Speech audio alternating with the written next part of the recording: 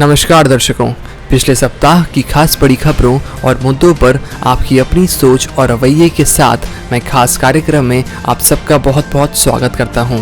हमारे भारत के संविधान में हर व्यक्ति को अभिव्यक्ति की स्वतंत्रता है। हमारे देश में, समाज में, परिवार में अगर कुछ गलत हो रहा है तो उस मुद्दे या खबर पर अपने विचारों को व्यक्त करने में आम और खास व्यक्ति का कोई बंधन नहीं है। तो चलिए आपको रूबरू करवाता हूँ देश दुनिया की सनसनी खबरों से। आज से स्टेशनरी, मोबाइल समेत 8 तरह के प्रतिष्ठान सशर्त खुलेंगे। लॉकडाउन के तीसरे चरण में मंगलवार से शहरवासियों को बड़ी राहत मिलने जा रही है। शासन के निर्देश पर जिला प्रशासन ने स्टेशनरी, इलेक्ट्रॉनिक सामान, बिल्डिंग मटेरियल और चश्मे की दुकानों समेत 8 तरह के प्रतिष्ठानों को सशर्त खोलने की मंजूरी दे दी है। दुकानें सुबह 11 बजे खुलेंगी और 5 बजे तक बंद हो जाएंगी। नए कोरोना मरीज मिलने के बाद लॉकडाउन में बड़ी सख्ती, सरकारी कर्मचारियों की भी आवाजाही पर रोक। जिले में दूसरा कोरोना संक्रमित मरीज मिलने के बाद पुलिस प्रशासन की मुश्किलें बढ़ गई हैं। हालात संभालने के लिए प्रशासन ने जिले की सीमाएं क्षेत्रों में सख्ती और बढ़ा दी है। सरकारी कर्मचारियों की भी जिले के बाहर आवाजाही पर रोक लगा दी गई है। कर्मचारी जहां तैनात हैं उन्हें उसी जिले में रहना होगा। इसके साथ ही दूसरे शहरों से आने वाली एम्बुलेंस के चालकों को भी गोरखपुर में क्वारंटीन किया जाएगा। मुनाफाखोरों पर सरकार के जासूसों की नजर। रविवार को घोषित जनता कर्फ्यू को लेकर जिला प्रशासन ने 3 स्तरों पर अपनी अपनी तैयारी कर रखी है।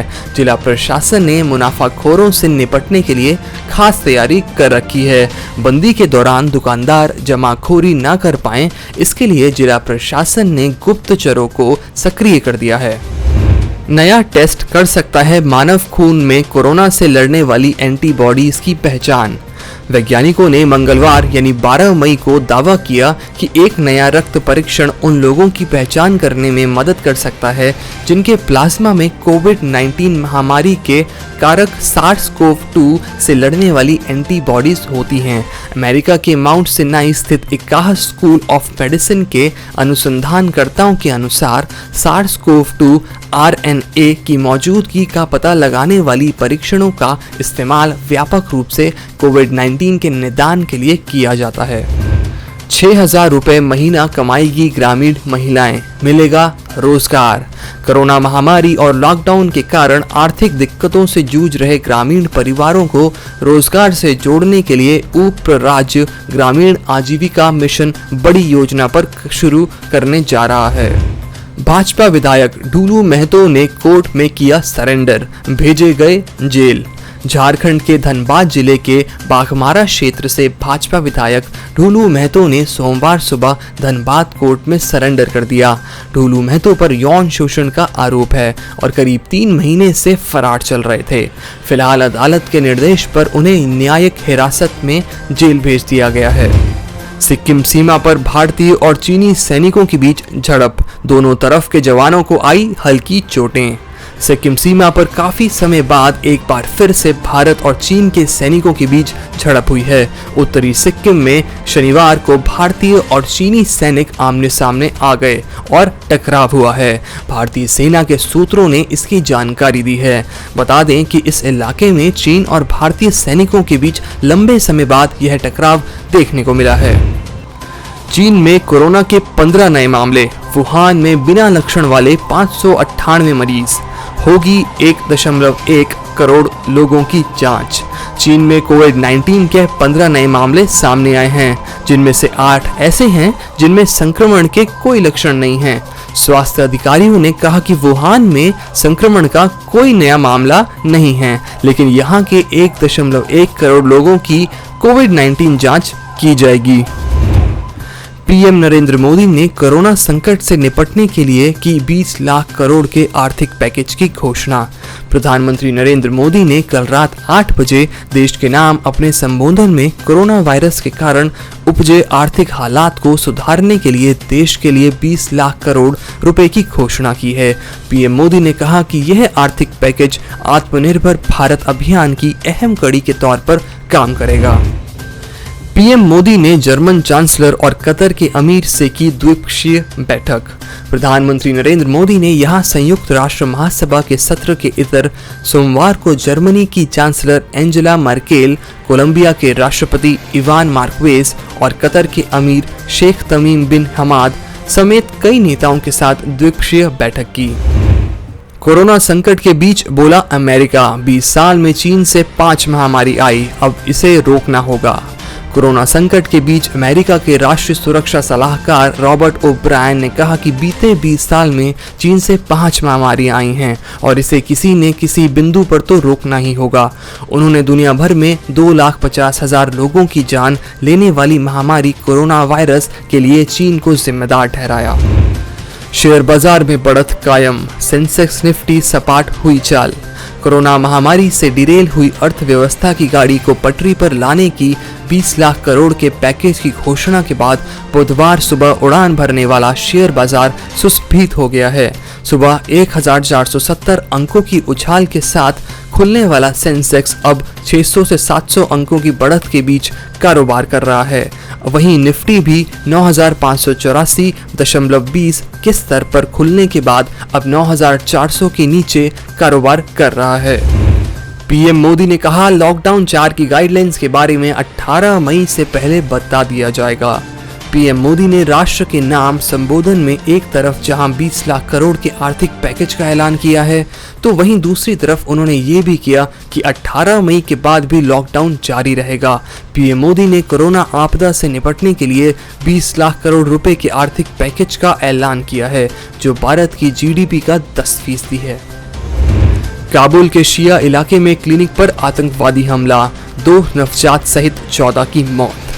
अफगानिस्तान की राजधानी काबुल के पश्चिमी इलाके में आतंकवादियों ने एक प्रसूति अस्पताल पर हमला कर दिया, जिससे 2 नवजात शिशुओं समेत 14 लोगों की मौत हो गई। एक अधिकारी ने इसकी जानकारी दी। आंतरिक मामलों के मंत्रालय ने जो तस्वीर जारी की है, उसके अनुसार अफगानिस्तान सुरक्षा बलों ने अस्पताल से कई बच्चों एवं उनकी मांओं को सुरक्षित निकाल दिया। नीरव मोदी को बड़ा झटका, लंदन कोर्ट ने चौथी बार जमानत देने से किया इनकार।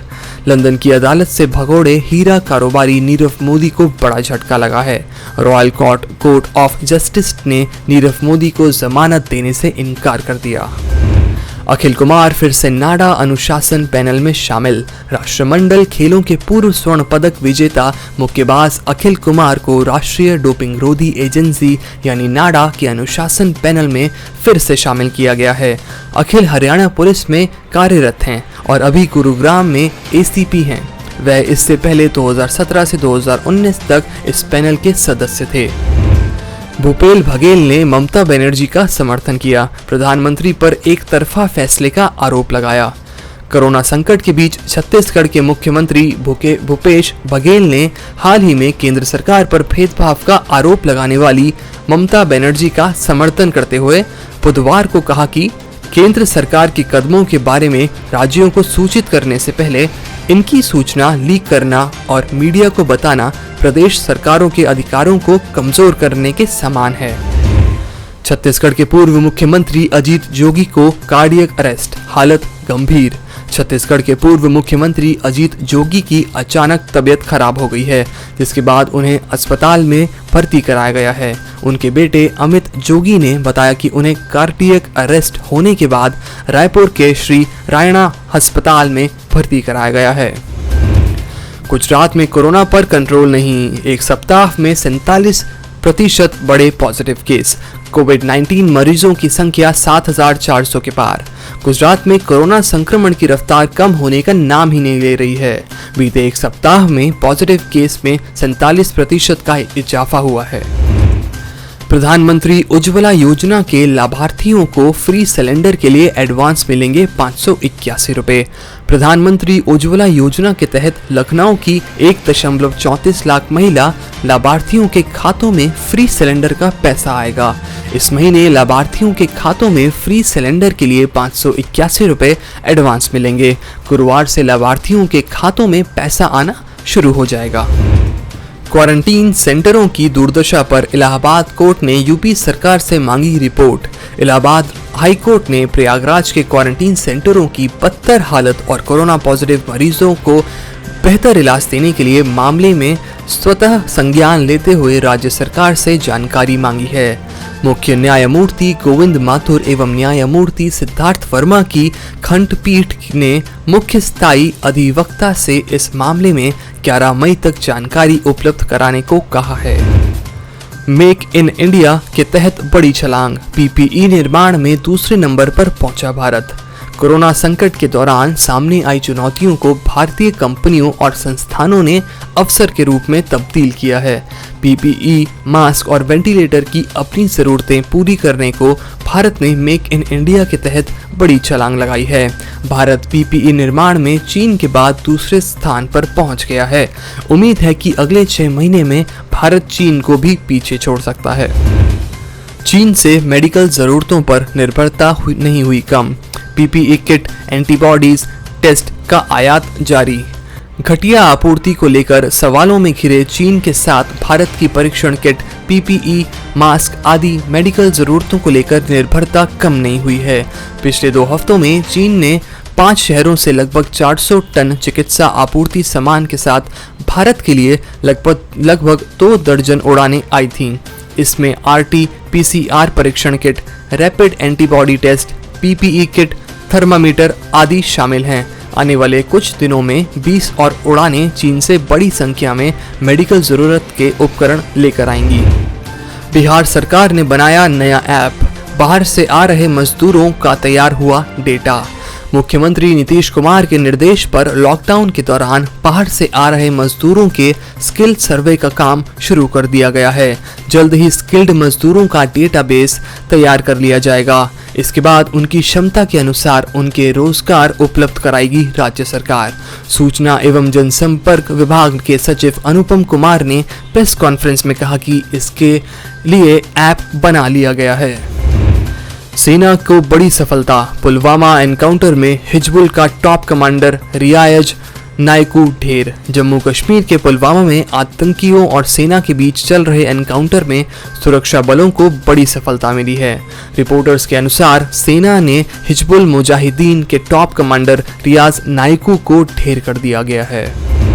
आज की खास खबरों की पेशकश में बीते सप्ताह की बड़ी खास खबरों और संवेदनशील मुद्दों पर आम आदमी ने अपनी नकारात्मक और सकारात्मक सोच विचारों को सबके साथ साझा किया। आशा करता हूं कि कल फिर आप हमारे साथ इन खबरों को साझा करेंगे और जुनून, जोश, उत्साह के साथ नई खबरों, मुद्दों पर अपनी बेहिचक टिप्पणी जाहिर करेंगे। क्योंकि भूलिए मत, आप भी इस राष्ट्र का, इस देश का, इस समाज का हिस्सा हैं और अभिव्यक्ति की स्वतंत्रता आपका जन्मसिद्ध अधिकार है। इसी के साथ वक्त है इजाजत लेने का। नमस्कार।